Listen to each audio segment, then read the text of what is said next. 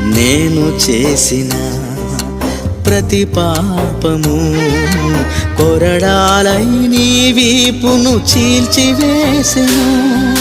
నా దోషములన్నీయు మేకులుగా మారి నీ కాళ్ళకు చేతులకు గాయాలు చేసెను.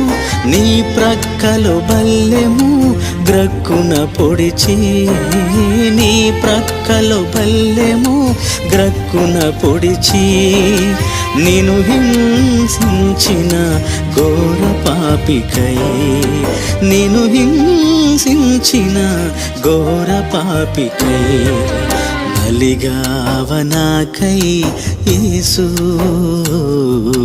ఆ ఘోర సిల్వలో,